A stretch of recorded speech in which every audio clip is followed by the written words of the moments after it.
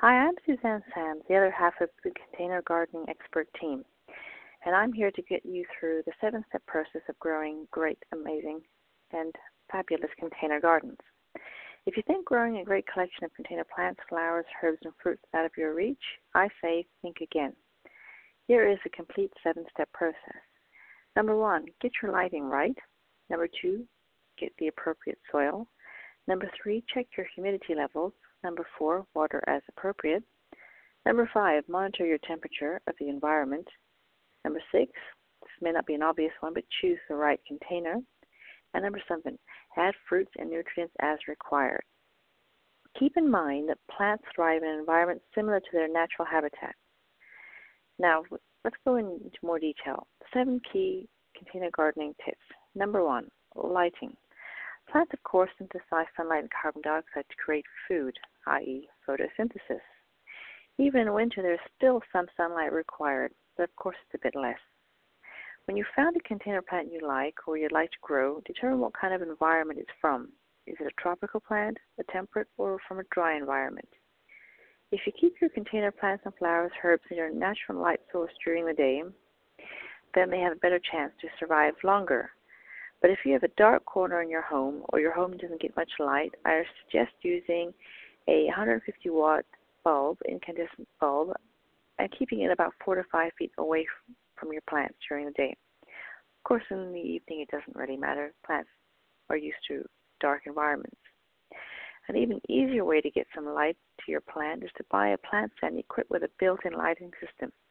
And this is a great way to get plants around your home, any dark corner. The second key step is your right humidity level. Again, this depends on your plants. Jungle plants need about 90% humidity, subtropical about 50%, and temperate zone plants 30 to 40%. And last of all, desert and cacti, of course, due to their environment, need only about 5% humidity. You can get some cheap humidity indicators which let you know if your levels are right.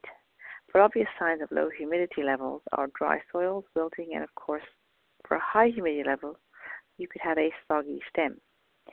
More often than not, the problem is a low humidity level, which can be rectified by a spray on the leaves about 1 to 2 times a day, depending on the plant and the severity of the condition, or more as required.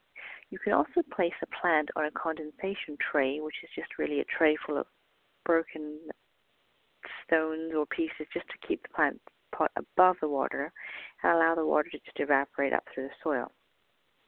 Temperature. Keep the right temperature level. Jungle plants require higher temperatures. Temperate zone plants thrive between 90 to 100 Fahrenheit, and plants and flowers and herbs are all able to handle relative lower temperatures at night. Tropical plants can handle a minimum of about 65 Fahrenheit at night, subtropical about 55 to 60, and temperate zone plants about 45 degrees at night. Very cold temperatures are not handled well by most container plants or flowers, the exception being cacti, as they've adapted to the extreme temperatures of the desert and the plunging evenings. Get the right soil, which is step number 3. The vibrant, organic environment of jungle plants makes them more conducive to leaf mold and moss. A good potting ratio for jungle plants is 25% organic enriched garden loam, 50% leaf mold, 25% coarse sand or compost. Due to the organic matter on the soil, a more acidic pH of about 5.5 is ideal. Temperate zone plants have less organic material to cope with, i.e. less wear and tear on the actual surface of the soil, and therefore they are more comfortable with a pH of near neutral, i.e. 7. Desert plants prefer a slightly more alkaline soil, and therefore a good potting ratio could be about 50% sand, 25% gravel, and 20% organic garden loam. Containers. The material of the container will affect the rate at which water is sucked out of the soil. Clay container pots absorb water at a good pace, and they are great at encouraging evaporation and keeping the roots cool. Get creative. Indulge those container gardening ideas and choose a variety of different container colors, materials, and styles to add a bit of style to your home. Water. The amount of water required by container plants, flowers, herbs, and vegetables will all depend on the type of plant and its size and makeup, as well as the temperature, humidity levels, and the nature of the container. Always check the soil to determine how dry it is and top-up is required. To prevent excess water loss, always keep a thin layer of topsoil or moss at the surface. And never water with cold water. This is a really, really big tip. Make sure it is at least room temperature or slightly above. Food and nutrients. Slow-release plant food granules can be added to the compost or potting mix in a recommended quantity before filling the container.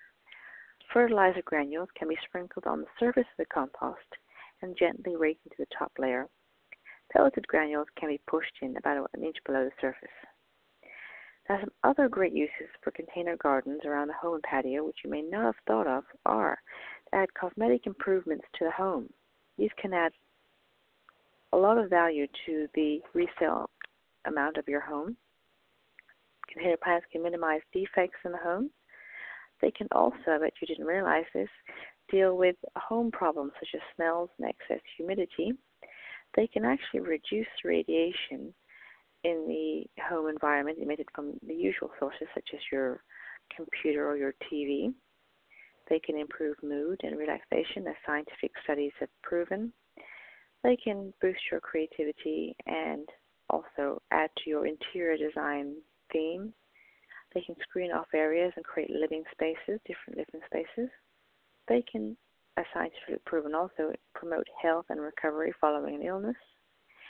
And now that you have a 7-step process, I recommend growing an amazing collection today.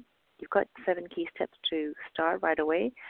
So get healthy, go organic, and get involved in lots of herb container gardening, fruit container gardening, vegetable container gardening, flowers, ornamental plants such as bonsai, anything you want really. This is the start of an amazing new hobby, and I wish you the best of luck and a lot of fun. For more tips and ideas, and to pick up your 2 free e-courses and e-books, visit www.containergardeningexpert.com today. I look forward to catching up with you soon.